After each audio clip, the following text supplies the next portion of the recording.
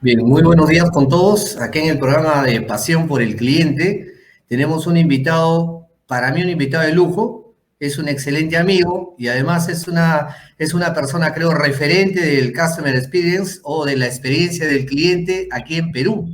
Y también lo he visto por varios países de Latinoamérica. Entonces, yo creo que es un invitado de lujo porque vamos a conversar temas referente a cómo viene desarrollándose pues, la experiencia del cliente aquí en el Perú y en otros países amigos también. Rodrigo, un gusto en tenerte en Pasión por el Cliente.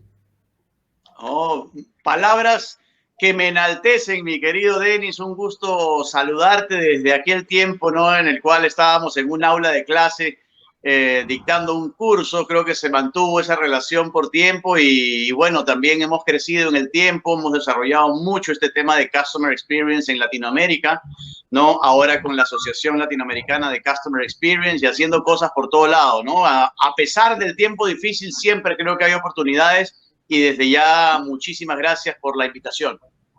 No, es un gusto para nosotros. ¿Sabe, Rodrigo, que en el programa nosotros queríamos invitar y tratamos de buscar por ahí como aguja en el pajal aquellas personas que no solamente son de aula o aquellas personas en cierta manera que se van haciendo en la parte empresarial, pero buscamos ahí como aguja en el pajal aquellas personas que creo de corazón amen al cliente, me dejo entender, o sea, que les apasione esto, ¿no? No que trabajen para el bolsillo, sino que aparte de eso, o sea, vean esto como algo diferente. Mi primera pregunta que les hago siempre a las personas que participan con nosotros, apasionados. ¿Cómo ingresa Rodrigo al mundo del cliente? Bueno, yo creo que la vida me fue llevando porque mi primer puesto de trabajo formal, por decirlo así, fue en un banco, ¿no? Fui cajero en un banco atendiendo clientes. Luego pasé a una empresa de telecomunicaciones, también en atención al cliente, y ahí empecé a crecer como jefe de atención al cliente de esa oficina, de ahí como jefe país, de ahí me fui a otra empresa como subgerente de atención al cliente. Todavía no se hablaba mucho de customer experience o de experiencia de cliente y me empezó a gustar, pero no es que, a ver, yo creo que a veces puede sonar demasiado romántico cuando uno habla ese tema de amor por el cliente. Yo creo que más que amor por el cliente es creer en que enfocarse en el cliente funciona. El que verdaderamente cree y no solamente lo pone en su visión, en su misión y anda diciéndole al mundo de que yo amo al cliente. ¿Qué amas al cliente si no lo conoces? ¿No? O sea, ama a tu familia primero y después ama al cliente. Total. Entonces, cuando uno empieza a creer en esto, realmente uno se enamora de qué? Del modelo centrado en el negocio y en el cliente. Ojo, negocio y cliente, y siempre lo menciono, ¿por qué? Porque amar al cliente, poner al cliente como primer elemento adelante de tus decisiones. ¿Qué cosa hace Disney? ¿Qué cosa hace Disney? Poner al cliente en el centro. Crearon un modelo centrado completamente en el cliente, pero un cliente que a su vez te genera una relación y una relación que a su vez te genera negocio, un negocio que a su vez te genera rentabilidad. Entonces creo que es importante, sobre todo, creer en un modelo centrado en el cliente porque te va a dar negocios de por vida, porque vas a establecer relaciones sinceras con el cliente. Y tampoco se trata, claro, de decir, oye, el cliente entonces es un fin para cumplir mis objetivos monetarios. No, tampoco, porque creo que lo que es genuino realmente se siente, se nota y uno realmente conoce y va dándose cuenta cuáles son esas marcas genuinas que realmente sienten esa pasión por el cliente de la que tú estás hablando. Se ve muy poco, mi querido Denis, y Sí. lamentablemente las empresas no terminan de darse cuenta del valor que tiene enfocarse en el cliente. Y creo yo, te pongo un ejemplo, en esta pandemia, ¿cuántos han llamado a sus clientes para preguntarles si están bien de salud, si es que necesitan alguna refacturación, algún refinanciamiento, simplemente para decirle hola, ¿cómo estás? O un mail para saber cómo está? ¿Cuántos han hecho eso? Creo que los que no, realmente no lo sienten. Entonces, tampoco lo hagas por un tema interesado.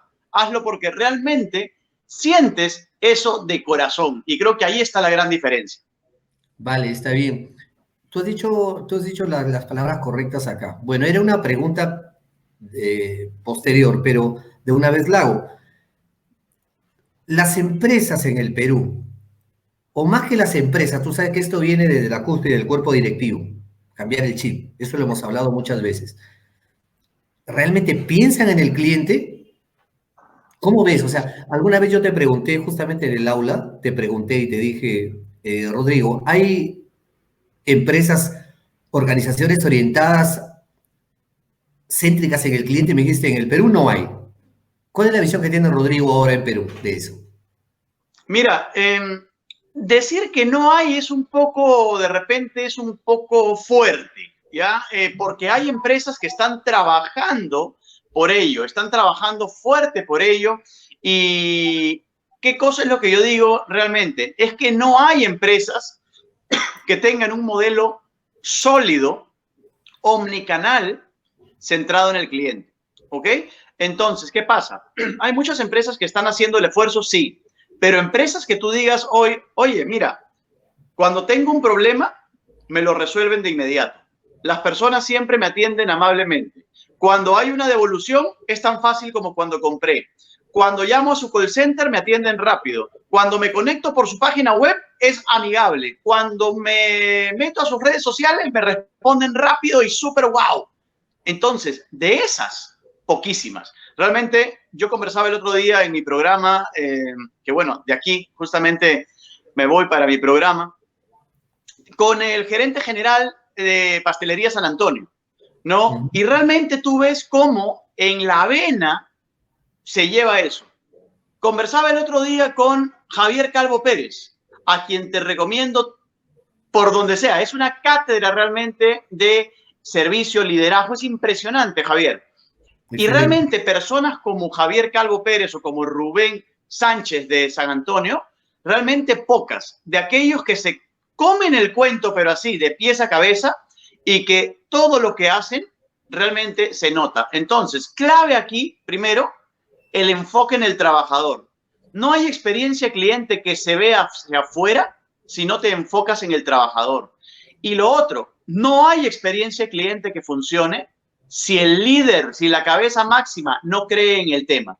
Porque yo sí soy un convencido que todos los proyectos o iniciativas que fracasan mira, desde antes, ¿ah? De CRM, de endomarketing, de servicio al cliente, de customer experience, ponle el sombrerito que quieras, no importa. Pero ¿por qué fracasan?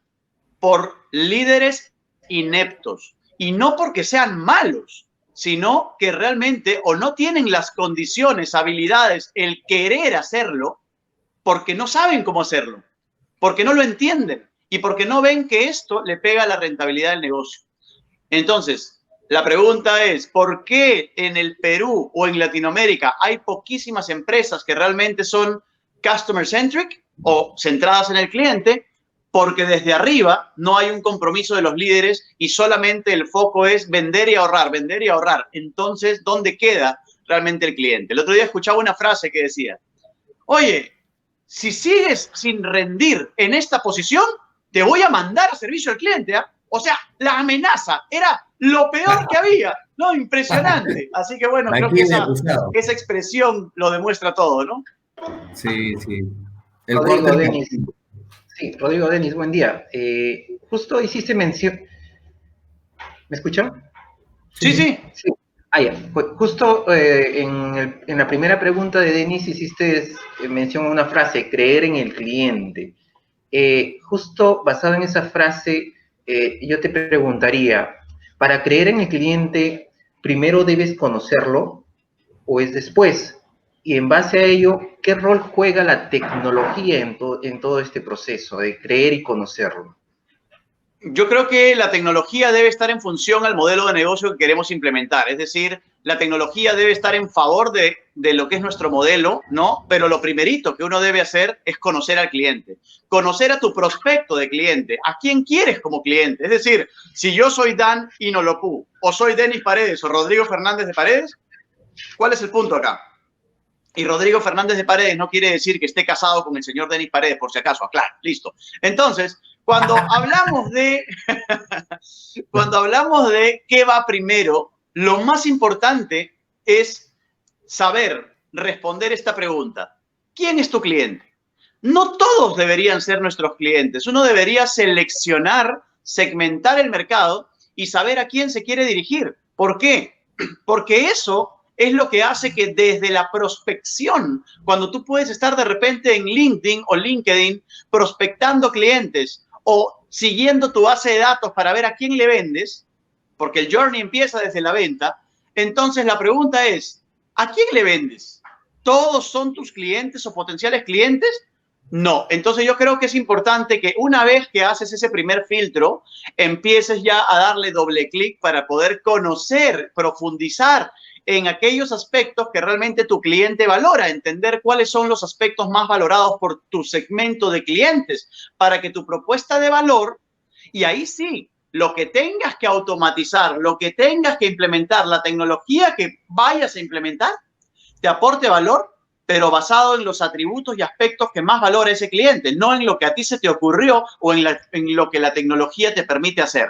Creo que también a nivel de tecnología, algo que sí permite la tecnología es procesar mucha base de datos y perfilar también, ¿no? Para efecto de poder hacer esa segmentación, la tecnología me puede ayudar, pero creo que en el fondo de todo, la tecnología debe estar en favor del modelo centrado en el cliente y el modelo no debe adaptarse a la tecnología. Sí, total, total. Si empezamos, vuelvo a lo detrás. Lo que corresponde, siempre se ha hablado y te he escuchado a ti del modelo de Rick Carson. El otro día te escuché una entrevista en tu programa con un trome de Rick Carson, ¿no? Creo que es amigo tuyo, han trabajado juntos un tiempo. Comentaste eso en clase. He tenido oportunidad de leer mucho sobre Rick Carson y en realidad se habla de momentos icónicos como Yoshi, se habla de momentos icónicos como que también en tema de consultoría que me ha tocado y cuando me ha tocado exponer, te cuento que lo he hecho también, ¿no? Y el otro día te escuché el tema del astronauta, ¿no? Ese nuevo, por ahí he ido leyendo otros, o sea, he ido rebuscando un poco más, y no solamente de Rick Carson, sino también de Metrobank, de algunas otras empresas icónicas por ese lado.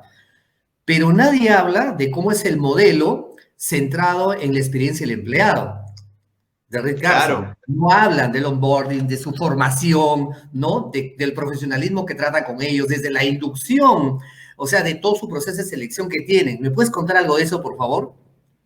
Sí, mira, acá hay algo interesante, ¿no? Porque yo creo que cuando uno analiza lo que sucede detrás del escenario, ahí es donde uno entiende muchas cosas del por qué Ritz-Carlton, Disney, Zappos o algunas otras empresas emblemáticas lo hacen como lo hacen, ¿no? Y creo que esto viene primero desde cuando tú armas el Employee Journey Map y analizas y entiendes cuáles son todos esos momentos que vive el empleado, uno realmente entiende primero que la marca debe volverse un deseable para los trabajadores. Entonces, desde el momento que tú haces la selección, la convocatoria, hay marcas que tú así dices, wow, yo quisiera trabajar ahí. Y hay marcas que simplemente te dicen, bueno, me toca porque no hay chamba, ¿no? Entonces, cuando tú analizas qué pasa desde el momento de la selección, desde el momento de el último paso que das antes de entrar a esa empresa, hasta el momento de cómo te hacen sentir en el primer día de trabajo, cómo te capacitan, cómo te entrenan diariamente, cómo es que los líderes tratan a sus subordinados, con respeto, con cariño, pero con objetivos también detrás. O sea, cumples o cumples, para eso estás acá. Estar en Ritz-Carlton es una gran responsabilidad. Estar en Ritz-Carlton es llevar la excelencia, pero en la piel. Entonces, ¿qué es lo que sucede? Cuando tú partes de un modelo de selección tradicional, donde solo evalúas personas en una entrevista, en una prueba psicológica, psicotécnica tradicional, o mirando una buena hoja de vida, ¿cuál es el punto aquí? Que vas a tener entonces personas tradicionales. Y por querer tener al equipo completo, dices, ya no importa, ya, esta persona no es perfecta, pero yo que entre ya, la necesito. Entonces, cuando tú haces eso, ¿qué estás haciendo? Estás saltándote un proceso muy importante que es la selección basada en actitud y no necesariamente en aptitudes o habilidades. Hay que buscar aptitudes y habilidades, sí. Rich Carton lo busca, pero pone por delante la actitud y la personalidad de la persona, porque eso no es negociable. Ahí sí que tienen que ser muy finos en eso, porque Rich Carton no puede permitirse tener personas que no tengan actitud de servicio. Rich Carton también define procesos, políticas y procedimientos centrados en el cliente. Es decir, cuando hablamos de qué pasa, ¿no?, detrás del escenario, estamos hablando de, primero, personas. Procesos, políticas y procedimientos centrados ¿en quién? En el cliente. Y algo importante, líderes. Hay una cadena de liderazgo bien importante en donde cada líder es el dueño de su negocio, pero aparte, cada líder respira por las venas el tema de servicio. Entonces, yo creo que es importante entender que detrás de una experiencia wow, no solamente hay lo bonito que se ve, la historia que vemos en el libro, las historias que te cuentan, sino que hay todo un trabajo detrás en el cual, mira, una frase tan sencilla, pero tan poderosa: somos damas y caballeros atendiendo a damas y caballeros. Es decir, sí, uno, personas a personas. Los clientes son como yo, atiéndelos como a ti te gustaría que te atiendan. Y creo que ese mensaje es muy poderoso y sin duda Hugo Lecanda, el gerente general de Rich Carton Budapest, con quien estuvimos ese día, realmente fue impresionante y es un líder de aquello, ¿no? Sí, tú la ves una persona muy tranquila, un líder muy tranquilo, pero muy conocedor. No lo demuestra aparentemente tanto, por ejemplo, dentro del perfil, si te das cuenta, pero él, lo que pasa, creo que ya es parte de él eso, es parte de su vida, ¿no? Es parte de su vida. Así, el otro día hablamos también con una persona entendida de esto, y él hablaba justamente de ello, ¿no? Hablaba de no solamente elegir o sea, tenemos un perfil en las organizaciones para un puesto de labor. Entonces, dentro de ese perfil, normalmente nosotros atacamos los procesos, el procedimiento tradicional, ¿no? Como tú muy bien lo has dicho, pero no buscamos el personaje ideal para desenvolverse en ese puesto. Y ahí está el dato, por eso que encuentras para un puesto de trabajo, como el caso de Metrobank, más de 1,000 personas que postulan por un puesto, porque son demasiado finos en eso, porque en eso no quieren fallar. Y hay otro detalle, Rodrigo. Lo escuché el otro día y escuché a otras personas también, por ejemplo, que a las empresas que quieren trabajar primero, creo que deben de conocer primero no sé si estás de acuerdo, su producto, su servicio bien. Si yo quiero ser una persona excelente, te entrega el servicio, su producto y su servicio muy bien. Si no conozco, pues yo voy a fallar en la entrega. Debo de conocer los procedimientos. Si conozco ambos, seguramente yo voy a entregar un servicio diferencial porque voy a ser rápido, porque todo está basado en el tiempo.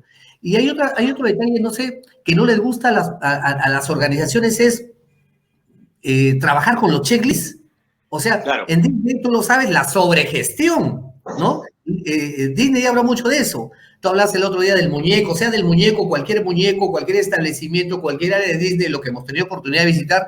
Yo he tenido oportunidad de visitar en Orlando, y cuando estuve en Tokio, fui a Disney Tokio, y es exactamente lo mismo. O sea, sí.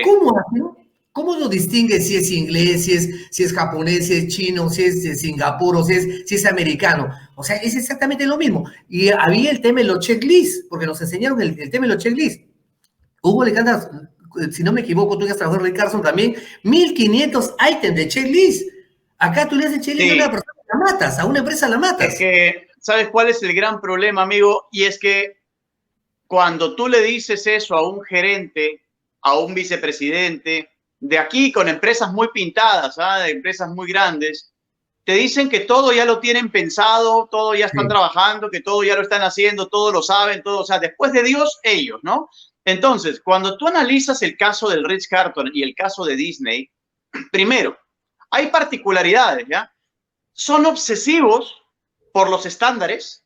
¿Y qué cosas son estándares? Estándares son mínimos a cumplir en cada una de las tareas que realizan. Y cuando hablas de estándares, estás hablando de estándares que pueden ser estándares operativos, como por ejemplo algo tan simple como que el cocinero lleve el gorrito puesto. Es un estándar operativo que el cliente nunca lo va a ver, pero se tiene que cumplir, como un estándar de impecabilidad, llevar el uniforme tal cual. Mira, Disney cuida tanto los detalles. En Disney sí que son obsesivos. Walt Disney era tan obsesivo de los detalles que él decía: yo quiero ver los tachos de basura, como le dicen en Colombia, las canecas de basura, los tachos de basura impecables y todos igualitos. Y no quiero ver nunca que se rebase de una determinada medida. Entonces, oh maravilla, cada uno de los tachos de basura de Disney, primero que tiene sensores. Y segundo, que el modelo está patentado. Tú en todos los parques de Disney, incluyendo Disney Springs y todo lo que es el Boulevard Disney, tiene tachos de basura idénticos. Es un modelo que fue prototipado y diseñado especial como Walt Disney lo quería. ¿Y cuál es el punto acá? Que cuando el tacho de basura se está llenando, hay un sensor que, ¿cómo se llama? Cuando están haciendo su checklist, aparece un sensor. Tacho ya en nivel en la zona tal. ¿Y qué hace el de limpieza? Va y vacía ese tacho y listo. Y andan midiendo estándares día, mañana y noche. Y obvio, claro, también andan midiendo, ¿qué cosa? El sentir del cliente. Entonces, son dos cosas. Estándares, por un lado, voz del cliente, por otro lado. Entonces, cuando tú te preguntas, oye, ¿y en tu empresa se hace? No, pero es que no necesitamos el... O sea, Disney y Ritz-Carlton lo necesitan y lo hacen obsesivamente, pero tú no lo necesitas. Y entonces, pues ahí es donde viene el tema, ¿no? Entonces, lo otro es cuando ya te vas al otro extremo. Mides de todo, pero no haces nada con las mediciones. Otro típico problema que hay en las organizaciones, ¿no? Entonces, yo creo que acá no se trata solamente de tener un área de servicio al cliente o de contratar por moda a un analista de experiencia de cliente. O al analista de reclamos le cambiaste el nombre para que suene más cool y ahora le llamas analista de Customer Experience. ¿Y qué haces? Analizo reclamos todo el día. Punto. ¿No? Entonces creo que en el fondo esto se trata de creer realmente y de construir una estructura sólida que permita que el área de Customer Experience o experiencia de cliente haga su función. ¿Y cuál es su función? Mapear la experiencia como un todo. Entender cuáles son todos esos puntos de contacto entre el cliente y la organización a través de todos los canales y empezar a gestionar.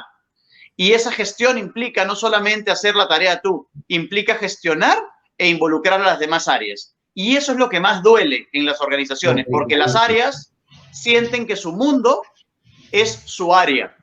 Y cuando el cambio no viene desde arriba, esas áreas simplemente siguen trabajando para sus objetivos, porque eso es lo que les pide el jefe, y al final no hay resultados. Total, total. Dan, ¿tienes tú alguna pregunta con nosotros? Sí, justo quería consultarle a Rodrigo. Hasta el momento hemos conversado del caso Ritz-Carlton, el caso de Disney, y también hemos mencionado empresas grandes en Perú, sin mencionar nombres y apellidos. Eso, bueno, yo sé hacia dónde va la respuesta, pero para nuestra audiencia, ¿eso significa que las pequeñas empresas, las pymes, están excluidas de desarrollar el tema de experiencia del cliente? ¿Cuáles son las barreras de entrada que ellos podrían tener al meterse a todo este ambiente? Recordemos que las pymes en Perú son más del 90%. Muy interesante tu pregunta, porque a veces creen, y cuando me escuchan hablar, ¿no? O cuando me ven justamente con Disney, con Ritz o algunas otras marcas grandotas, uno cree que esto no es para las pequeñas empresas o medianas. Y yo les digo, las pequeñas y medianas son las que más obligación tienen de hacer esto, porque ellas viven el día a día. Perder a un cliente les duele, más que al Ritz-Carlton o más que a Disney. Entonces, la pregunta aquí es, ¿dónde es más fácil implementar? En teoría, en una pequeña o mediana empresa que tiene una estructura mucho más corta, o en un monstruo como el Ritz o como Disney o como Metrobank o como cualquier otra empresa grande centrada en el cliente. Obviamente más fácil es en una pyme. El gran problema que hay generalmente está en las cabezas, porque son exactamente acá. ¿Y acá de quién? De las cabezas de la pyme. Entonces, cuando la cabeza no cree o la cabeza solamente ve esto, es más, tú le dices, mira, para hacer esto tienes que invertir $10,000. ¿Qué? $10,000 es mi utilidad del mes, no sé cuánto. Sí, pero no lo ves como inversión, lo ves como gasto. Entonces, si no le ves el retorno, entonces el gran tema es que no lo vas a implementar por obvias razones. Mi cerebro me dice, $10,000, $5,000, $7,000, no. ¿no me puedes hacer lo mismo por 1000? Entonces, claro, entonces, ¿cuál es el punto? Que no le ven el retorno, por lo tanto, no creen en el tema, por lo tanto, lo ven como gasto. Y eso creo que es el gran punto. Mira tú, ¿en qué está basado el éxito del modelo Disney? 1, definición de estándares. 2, selección por actitud. ¿Ok? ¿Es difícil seleccionar por actitud? No, no es imposible. Después, empoderar a tu personal para que dé soluciones centradas en el cliente. Otra, procesos, políticas y procedimientos ágiles, pensados en cómo impactan en el cliente. 5, todos somos experiencia de cliente. 6, la innovación está en todos lados. ¿Acaso mencioné alguna marcianada? Nada. Entonces, ¿cuál es el punto aquí? Todo es implementable. El gran problema es que la cabeza de la pyme no necesariamente cree en el tema, insisto. Es un cambio de mindset, es un cambio de forma de pensar. Hay que cambiar el chip. Entonces, creo yo que en el fondo, las empresas que marquen la diferencia de esa manera son aquellas que hoy, después de la pandemia, van a realmente no solo sobrevivir, sino que van a tener una curva exponencial y van a realmente sacarla del estadio. ¿Y por qué? Porque mira tú cuánto engage se genera cuando llega, por ejemplo, imagínate que me llega un delivery y ese delivery me llega con una notita que dice, mira, qué chévere, una notita donde dice, gracias a ti, nuestros colaboradores y sus familias están felices. Eres muy importante para nosotros. Oye, un detallito mínimo, pero hace que tú digas, wow, qué chévere, y lo subes a redes sociales, lo compartes por WhatsApp, etcétera. Esas cosas son las que realmente marcan la diferencia, pequeños detalles que enamoran y que uno no los toma en cuenta. Sí, de hecho. Justamente esto, por ejemplo, los protocolos de bioseguridad. Ahora está muy de moda, tú sabes, en el tema de restauración, el recojo en tienda, el delivery. Bueno, ya se ha vuelto un común por las restricciones sanitarias que nosotros sabemos. Justamente esos protocolos de bioseguridad, no sé si piensas como yo, pero inicialmente pueden ser aparentemente al que cumplió o al que cumple, inicialmente se convierte en una fortaleza. Pero después para mí no, te cuento, Rodrigo, no sé si para ti. Eso pasa a ser un estándar. ¿Cómo lo ves tú? Totalmente de acuerdo, tal como lo has dicho. Al comienzo uno se sorprendía por lo bonito, decías, oye, mira, vino el motorizado de Bembos y sacó su esto, lo puso en la mesita, le echó el alcohol, se puso los guantes, ¡wow! Y subías a las redes sociales y tenías 50,000 vistas. Ya. Pero luego eso ya se convirtió en algo normal. Por lo tanto, ya pasó de ser un estándar diferencial a ser un estándar obligatorio, commodity. O sea, lo tienes que cumplir porque te toca. Y eso es lo que realmente nosotros vemos en las organizaciones. Muchas veces las empresas se quedan en el pasado y siguen queriendo sorprender al cliente de la misma manera que como lo has hecho hace 1 año, 2 años, 3 años, etcétera. Y al cliente ya no lo enamoras o lo sorprendes con lo mismo de siempre. Si no, imagínate, pues, ¿no? Imagínate que tú a tu pareja todos los días primero la sorprendes con un detalle. Y mañana le traes el mismo detalle. Y pasado mañana le traes el mismo detalle. Al cuarto día te lo ves tirar en la cabeza. Simple, ¿no? Porque es lo mismo. Entonces, creo yo que eso es lo mismo que hay que hacer con el cliente. Ver cómo hacer para siempre tratar de estar con el, así, pensando en cómo hago para sorprenderlo. Y eso es lo que tiene Ritz-Carlton. ¿Cómo hacen para generar historias wow? Lo comentaba Hugo en la entrevista. Todos en el Ritz tienen eso en la cabeza. ¿Cómo hago hoy para generar una historia? ¡Wow! Y eso es lo que no pensamos en nuestras empresas. Sí. Rodrigo, ¿cómo ves tú que recorres varios países acá en Latinoamérica? ¿Cómo ves la situación del Customer Experience en Latinoamérica respecto a Perú? Mira, yo creo que cuando hablamos de Customer Experience, yo creo que Latinoamérica está lejos de lo que quisiéramos, ¿no? Yo creo que si un país... Ahora, pero Perú no está tan mal comparado con lo que he conocido. Te pongo un ejemplo. Colombia creo que nos lleva ventaja. Sí. En Colombia hay mucho más empresas trabajando modelos centrados en el cliente. Hay mucho más profesionales que invierten en capacitación, tanto a nivel de empresas como a nivel de personas que invierten en su propia formación. Sí. Creo que Colombia nos lleva una buena ventaja. Yo diría que cuando hablamos de otros países, por ejemplo, yo he conocido en realidad, bueno, la mitad del continente. Por otro lado, yo he trabajado mucho en Centroamérica, en otros países también. He estado en 12 países, pero en Latinoamérica yo he conocido los modelos de Perú, Colombia, Ecuador, Bolivia, Chile, ¿no? Y un tiempo en Paraguay también.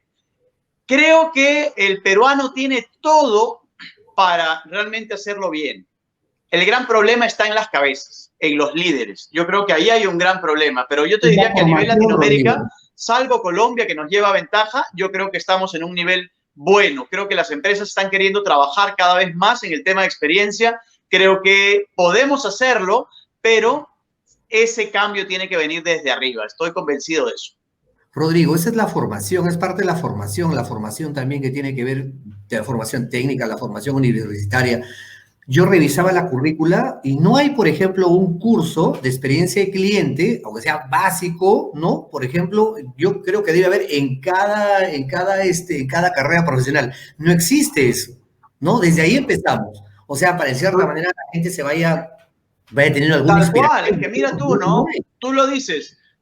Queremos que sea lo más importante dentro de la vida empresarial del ser humano y no lo incluyes ni siquiera en las currículas de ni siquiera de una maestría, menos aún de una carrera no universitaria. Por lo tanto, no te lo enseñan nunca. Creen que está dentro del área comercial, creen que está dentro del área de marketing, creen que es un tema departamento más. ¿Ah? Sí. Ellos creen que es un tema más, es un título más. Lo ven así. Exacto, tal cual. Entonces, creo que estamos realmente ante un escenario en el cual quieres que tus trabajadores sean las estrellas dando servicio y son los peor pagados. Quieres que esté en el ADN de todos los empresarios, emprendedores, gerentes, presidentes y no lo enseñas en ninguna carrera y en ninguna maestría. Entonces, la pregunta es, tiene que haber un cambio incluso desde la manera de enseñar. Mira lo interesante de tu pregunta, porque desde la raíz. Entonces, si no está en la raíz, nos toca seguir evangelizando y tratando de que la gente entienda que esto no es solamente un tema puntual, no es un cursito más, no es un departamento chiquito dentro de la organización que tiene nivel bajo. Te pongo un ejemplo. Una empresa en Ecuador, grande, muy grande, nos contrató para una consultoría de rediseño, de experiencia y creación del departamento de Customer Experience. ¿Dónde en el organigrama lo vamos a poner? Y resulta que el área de Customer Experience, ¿a dónde va a estar? Reportando a una vicepresidencia, independiente de cualquier gerencia de la compañía. Es decir, va a ser un puesto completamente independiente, con autonomía y con una estructura sólida para poder hacer la tarea como realmente se debe hacer. Y para esto, ¿qué hicimos? Mira tú que el proyecto, ¿cómo empezó? Entrevistas 1 a 1 por videoconferencia con 42 líderes de la compañía, incluyendo el presidente del directorio, socio fundador, pasando por el presidente actual, todos los vicepresidentes y todos los gerentes. De esa manera los involucramos en el proceso de cambio, porque esto no es de un área, esto es de toda la empresa. Y con la venia de el presidente fundador y del presidente ejecutivo, así como los vicepresidentes, este proyecto va caminando, pero con un foco realmente centrado en el cliente y en el negocio. Ellos tienen claro algo, y es que esto les va a generar, primero, reducir la tasa de pérdida de clientes, con lo cual estás generando ingresos adicionales, porque si reduces la tasa de pérdida, generas ingresos adicionales. Y por otro lado, al rediseñar los journeys de sus principales unidades de negocio, están pensando en aumentar la tasa, no solo de fidelización, sino también la tasa de venta por efecto de la recomendación.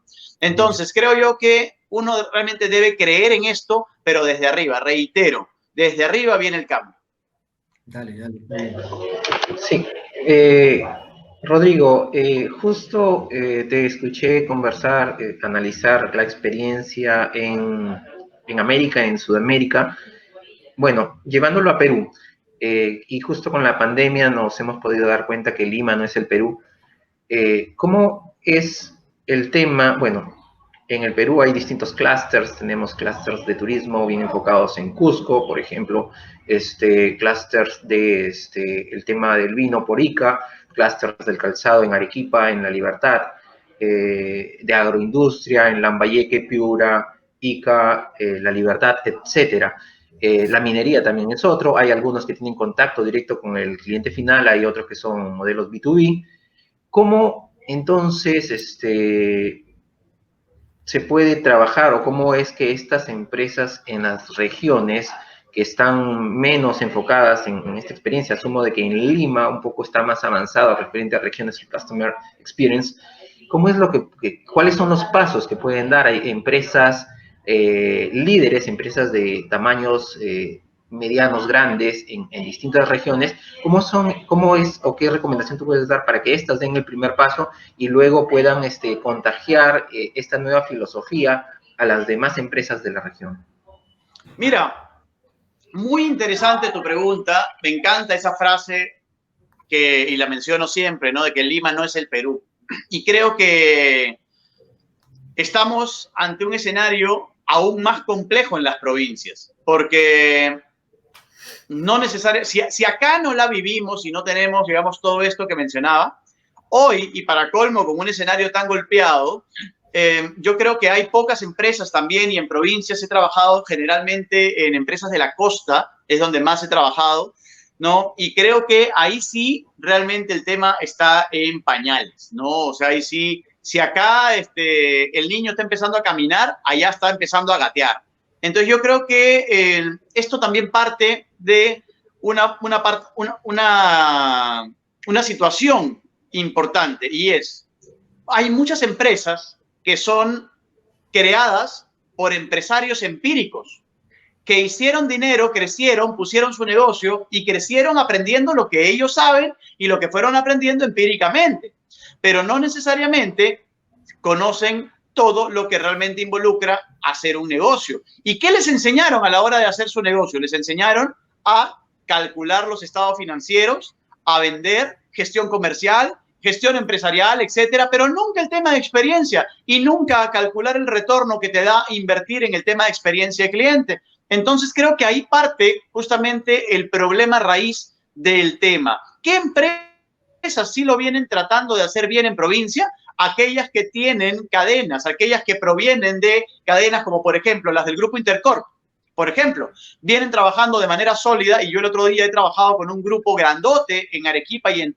Trujillo, con todos los líderes de las empresas del Grupo Intercorp. Entonces, sí es un grupo que viene trabajando, pero como ellos, pocos. Entonces, creo yo que el punto es aquí re clave. Uno, para todo emprendedor o empresario, si quieres hacer quebrar tu negocio, sigue diferenciándote por precio. Es lo único que tengo que decir. Si es que quieres mantener tu negocio dentro del montón, diferénciate solamente en producto y precio.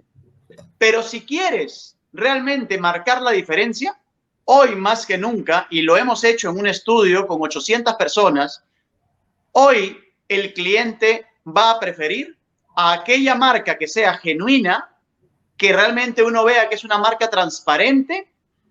Ese es uno de los atributos: marca transparente, confianza, seguridad, simplicidad y servicio.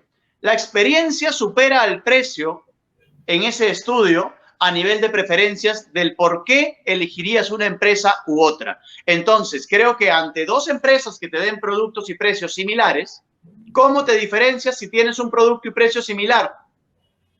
Servicio. Y cuando hablamos de servicio, no solamente es sonríele, sonríe, sonríe. No. Estamos hablando de tener un mapeo claro de cuáles son todos tus momentos, gestionarlos, tener mapeados los posibles quiebres de experiencia, o sea, dónde se puede romper la experiencia para que sepas qué hacer cuando te pase, y finalmente trabajar desde estos pilares que les menciono: personas, procesos, políticas, procedimientos y tecnología, centrada en lo que valora el cliente, no en lo que tú crees que valora el cliente. Sí. Tú has tenido oportunidad de trabajar en el transporte, ¿cierto?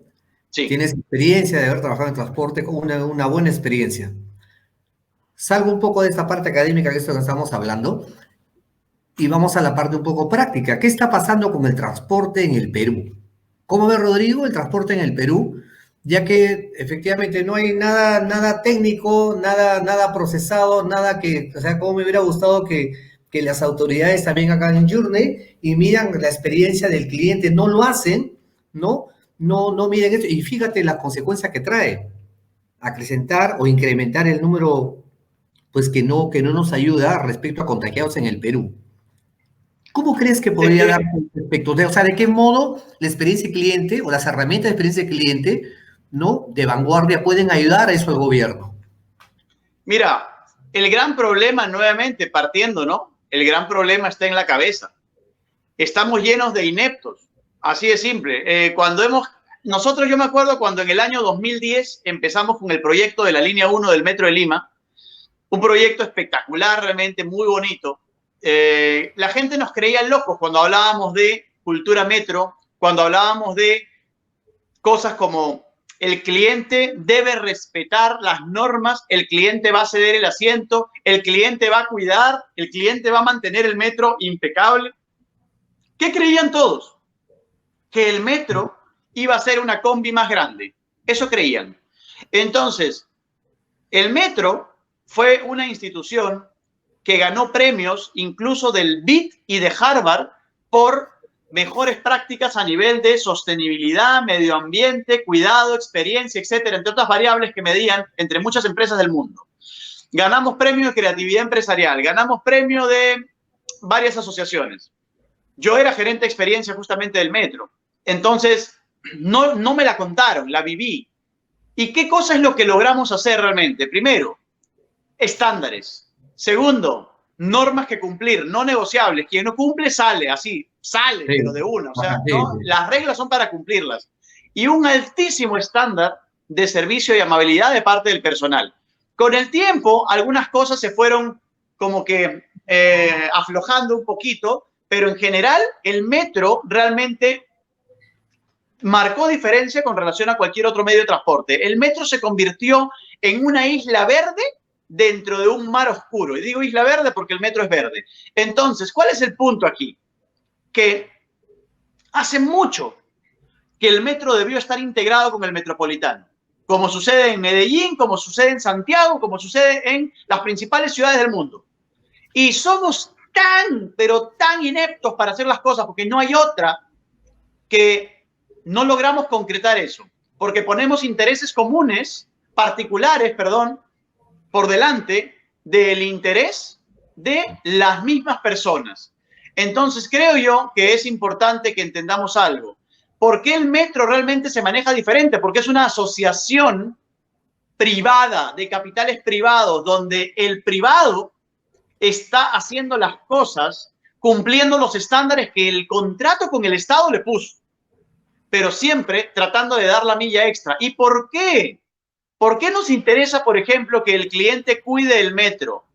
Porque también hay un retorno económico. El que el cliente cuide el metro ahorra costos de mantenimiento. Si un cliente no cuida el metro o, por ejemplo, daña una puerta en pleno camino, el tren se queda varado en la mitad de la vía y se genera, aparte de un pánico enorme con la gente, se genera un gran problema, y es que son kilómetros que dejas de recorrer, por lo tanto el Estado no te paga esos kilómetros que dejas de recorrer. Entonces, ¿gestionar la experiencia le pega al retorno? Sí, le pega al retorno. Entonces, Metro de Lima lo que hizo fue seguir el modelo de Metro de Medellín, un metro que es el mejor de Latinoamérica, donde la gente quiere, cuida, ama y respeta su metro. Entonces creo yo que es importante entender por qué el metro marca la diferencia versus otros sistemas de transporte, porque no hay regulación, porque la gente hace lo que quiere, porque la informalidad se come a la formalidad. En otro día sale, ¿no? Imagínate, la gente de Soyuz diciendo que cierran su negocio porque no pueden contra la informalidad. Hay libertad para que el informal trabaje y hay 3.000 normas para que el formal trabaje. Entonces, estamos en el mundo al revés. Entonces, yo creo que este tema relacionado con lo que tú mencionas ahorita, el mundo de transporte, se creó la unidad autónoma de transporte. ¿Y qué están haciendo hasta ahorita? Sigues viendo combis por todos lados, sigues viendo la informalidad por todos lados, sigues viendo el desastre por todos lados. Ojalá que realmente lleguemos a tener un sistema de transporte integrado donde con una sola tarjeta tú uses el metro, el metropolitano, y cosa curiosa, en Medellín están integrados hasta las boosters.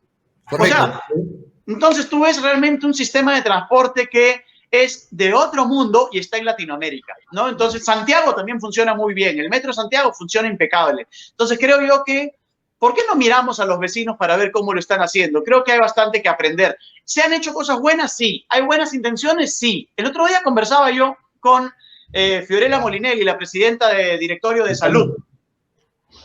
Fiorella es una persona espectacular. Tiene unas intenciones y ganas de hacer cosas que ni te imaginas. Pero hay toda una estructura debajo de ella que hace que a veces las cosas sean complejas de implementar. Por lo tanto, no es que ella diga, listo, desde mañana de salud funciona así y todo mañana ya funciona así. Hay una estructura monstruosa debajo de ella. Entonces, creo que en el fondo también hay que tratar de ser empático y entender que las organizaciones públicas realmente pareciera que están diseñadas para que no logren construir una cultura centrada en el cliente. Hay excepciones. Hay algunas que están haciendo mejoras y que demuestran que sí se puede lograr mejoras si es que hay un cambio estructural desde arriba. Pero si desde arriba solamente te reúnes o te rodeas de amigo por aquí, amigo por acá, este por acá, y cada cual es más inepto que el otro, ¿qué vas a tener? La respuesta es obvia. Rodrigo, sí, es efectivo. Justo lo que dices es cierto. Yo también he tenido una breve experiencia en el sector estatal y es así literal lo que mencionas. Rodrigo, una consulta. Trujillo es reconocido, o mejor dicho, hay dos festivales, llamémosle emblemáticos en Trujillo. Uno es el de la Marinera, que es en enero, y otro es el de la primavera, que es septiembre, octubre más o menos, que bueno, por el tema de la pandemia este año no va a haber. Quiero centrarme en el tema del Festival de la Primavera que organiza el Club de Leo y haciendo la analogía de el ciudadano como cliente en este festival para el Club Leo. De años atrás, como ciudadano, te estoy hablando como ciudadano de a pie, yo percibo, es mi percepción personal, de que el club, ese festival viene de capa caída, o sea, de mal en peor año tras año.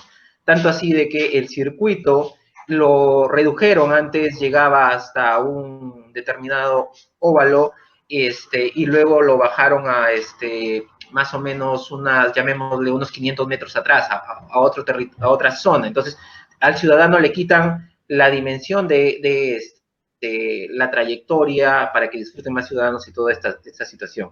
¿Cómo puede encajar aquí la experiencia del cliente para poder hacer de que estos festivales ciudadanos, que de hecho no solamente es en Trujillo, en todo el Perú y en todo el mundo deben haber festivales parecidos, vuelvan a tomar la relevancia de años atrás?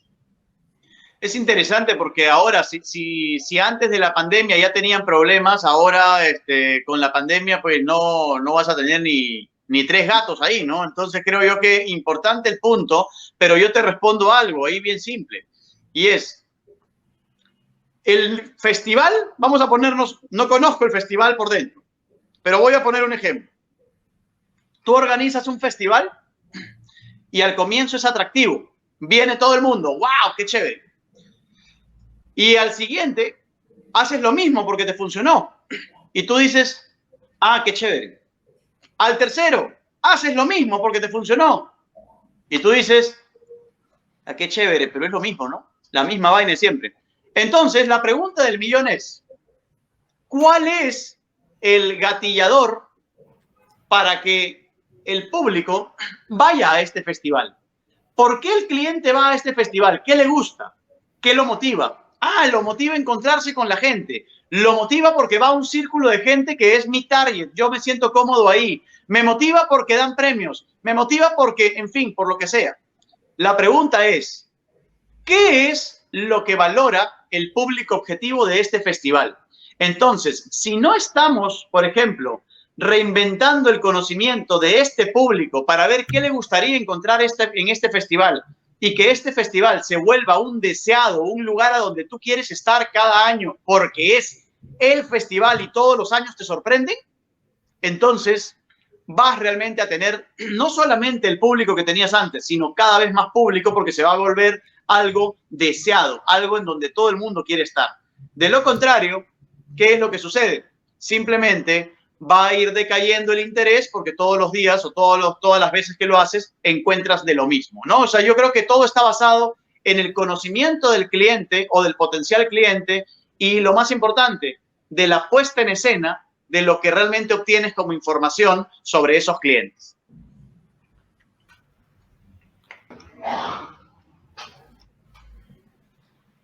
¿Cuántas empresas entienden de reputación, Rodrigo? ¿Cuántas empresas entienden que en la cadena de experiencia, desde la propuesta de valor, ¿no? Pasando por las interacciones, la experiencia, las opiniones, llega a un tema que corresponde a reputación, que es importante? ¿Cómo ven las empresas en Perú su reputación? Y mira, interesante tu pregunta, ¿no? Porque todo lo que uno hace aquí, a veces uno se esfuerza mucho para lograr impactar en el cliente, para impactar en el mercado, para lograr una reputación sana, limpia, impecable, intachable. Y con un solo acto o con un solo error puedes dañar la reputación. Así es, incluso matarla. Entonces, cuando tú tienes un problema de reputación, estás hablando de tu marca directamente. Y les pongo un ejemplo, vamos a poner el ejemplo para que se entienda bien fácil. Yo tengo un nombre, Rodrigo Fernández de Paredes o Rodrigo Experience. Y esa es mi marca. Y tengo una reputación. ¿Qué es reputación? Reputación no es lo que yo creo de mí.